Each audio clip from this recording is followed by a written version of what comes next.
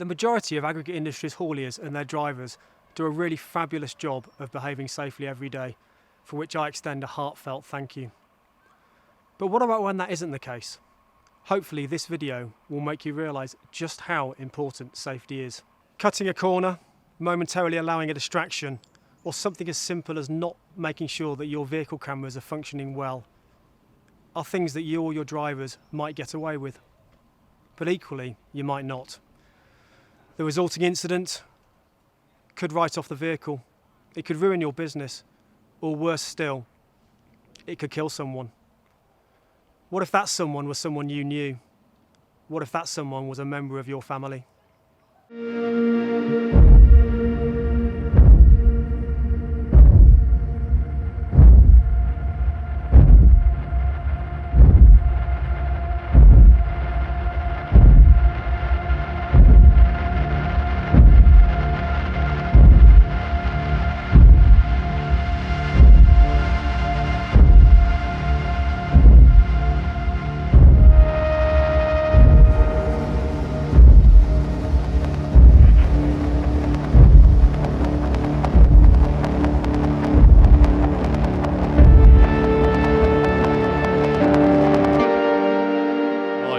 David Harvey from Harvey's Haulage.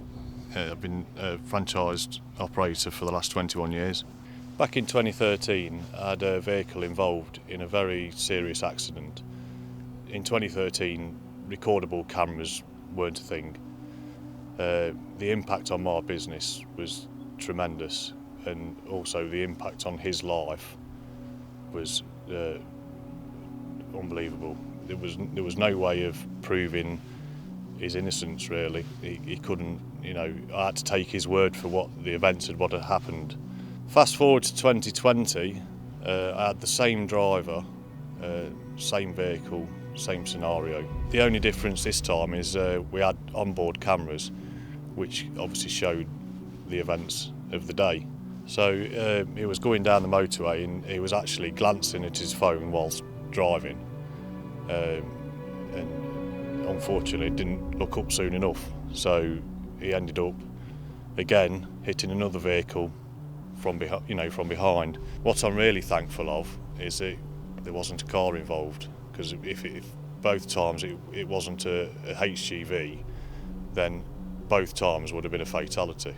I'm thankful now that we've got the technology in the cabs so that we can prove not only what we want, what we need to know, but the driver's innocence as well. The introduction to in-cab technology for the modern day driver is a fantastic aid. It gives us a lot of introduction to being more aware of vulnerable road users. We've got reverse cameras, near side sensors, left turn indicated cameras, forward facing cameras, everything we can possibly have to make us more aware of the people on the roads. The main benefits for the driver is we've got visual aids with cameras, left turn cameras, side sensors, proximity cameras to enable us to be more aware of cyclists, pedestrians, obviously anybody that's a vulnerable road user. If you was in a situation, unfortunately, when somebody steps out in front of you from the near side, then the technology will aid to assist your innocence. So the downloaded system on the hard drive will clearly show your movements prior to any incident, which will help to see who's at fault.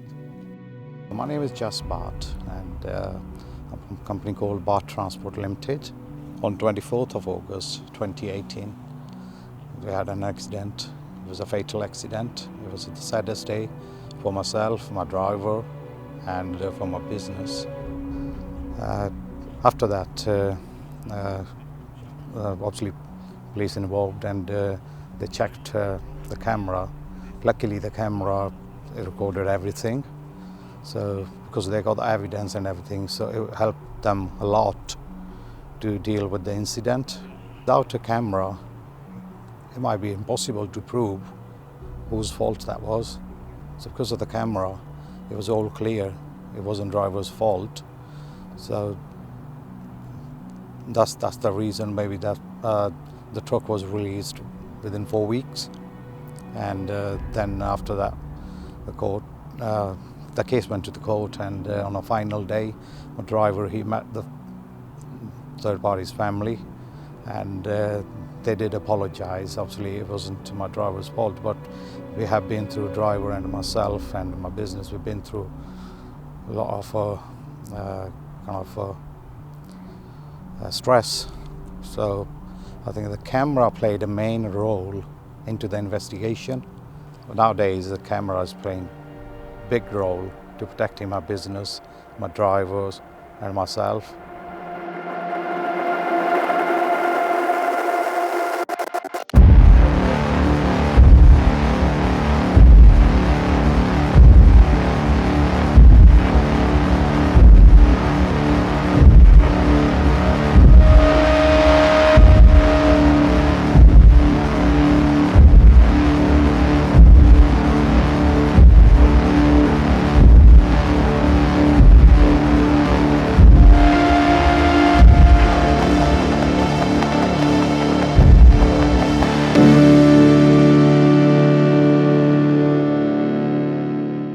Let's hear from a traffic commissioner and understand the implications of getting it wrong.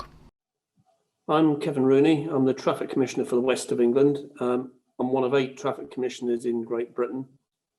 In simple terms, traffic commissioners decide who should get a licence to operate trucks, and at the other end of the career, we decide which operators need to come out of the industry by revoking their licences. We decide whether or not they're fit to carry on to drive trucks, and that goes beyond what a magistrate's court might do. We all know hauliers are in business to make a living, make some money, and we want them to do that because otherwise they can't afford to maintain their vehicles. But it has to be balanced with operating safely and compliantly, and there has to be fair competition between hauliers. We expect all hauliers to find out what the rules are that apply to them and to operate by them. It's 7 years ago now, but in 2014, a tipper truck ran away in Bath, driven by a young 20-year-old driver. And it ran away and killed 4 people because it hadn't been maintained properly.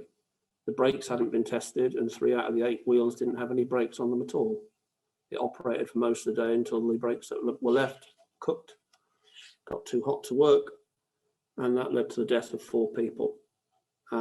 That's why it's important in simple terms. Big trucks kill people. They're disproportionately involved in injury collisions. Not necessarily, and not at all, actually, because the drivers are any worse than any other driver.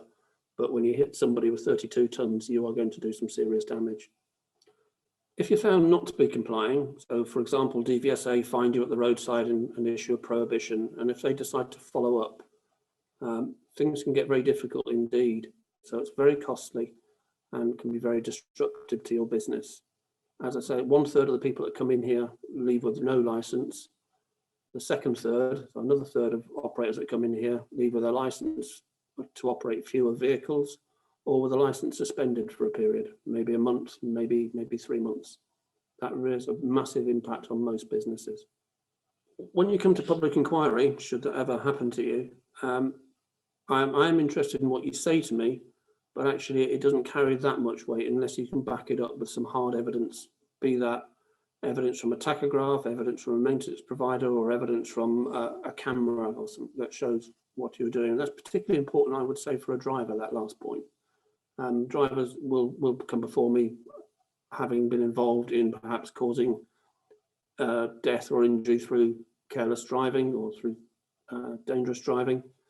They'll have their licenses suspended or disqualified for a few months or a year or so, and might be surprised that they don't get it back again. They don't get their vocational license back with their car license. They have to come here to see me. We act against hauliers. Well, we won't call somebody to public inquiry unless we think there are good grounds to act against a haulier. When somebody comes in here, the chance of leaving with their business intact is very low. How often does that happen? In the west of England, which is about 1/8 of the country, I'll deal with about 200 public inquiries in a year. And so you're looking at about 1,500 to 2,000 public inquiries around the country in a year out of 70,000 operators. So there's a reasonable proportion that come through here and will get dealt with in one way or another. When a case gets referred to us by the police or DVSA, we almost always act against a haulier. At one end of the scale, we might just ask you to do some training or invest in some equipment such as onboard weighing. That's at the lower end of the scale. More often, we'll call you to a public inquiry. And in the west of England, and the west of England starts in Slough and goes to the left of there, I carry out about 200 public inquiries in a normal year. Out of that, probably about 70 licences will get revoked. So there'll be no business left after they've left this room. Another 70 I will interfere with in such a way that it does impact on the business. So I'll reduce the authority or suspend the licence. So that leaves probably 60 or so that walk away, not intact, because coming here, they will have put a lot of effort in to making things right. On top of that, your transport manager is also likely to have their qualification put at risk. And on an average year, we will disqualify 200 to 300 transport managers, which means that a hard-earned qualification is worthless. And similar numbers in terms of drivers who come here, who get referred for a variety of issues. It might be a mobile phone use, it might be causing damage, and vast numbers will end up having their licence interfered with for a period of maybe a month up to several years or for life. I think as traffic commissioners, we want hauliers to be proud of what they do. We're proud of what hauliers do. We want them to be proud too, and we want that to see that through the way they maintain their vehicles and they maintain their operation, and the fact that they put some passion into that operation and make money, because that's what it's all about, but also keep people safe.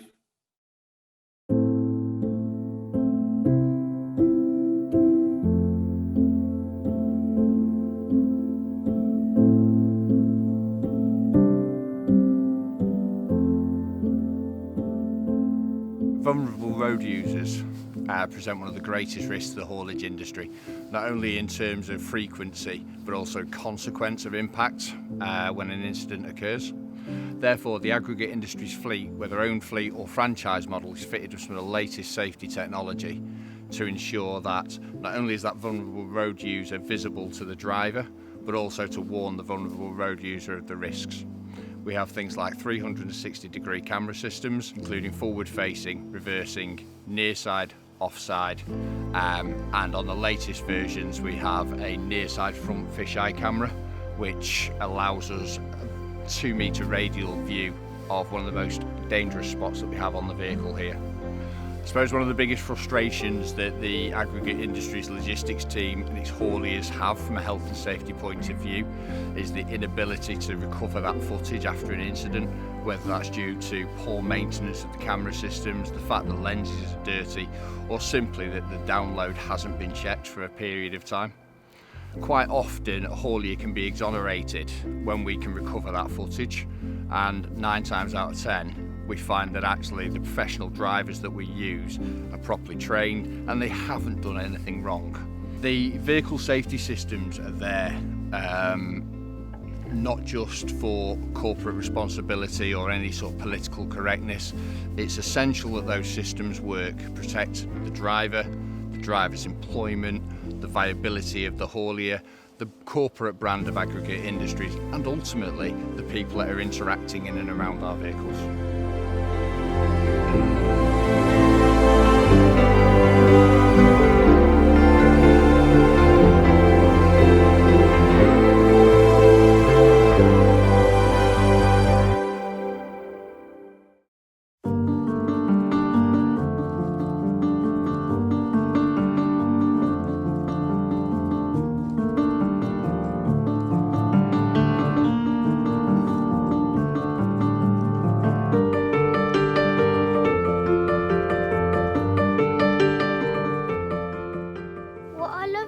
About my mummy and daddy is that they help me when I'm really upset.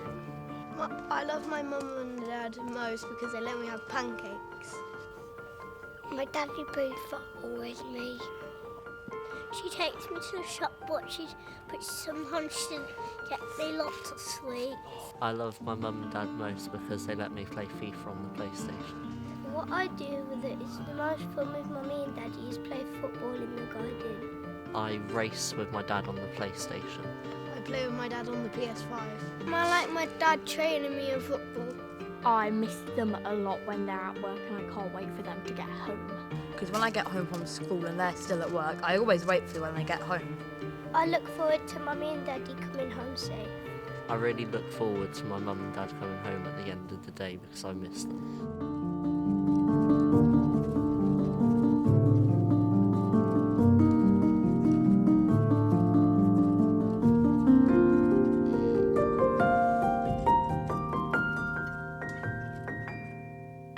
Thanks for watching. Hopefully this video has made you realise just how important safety is.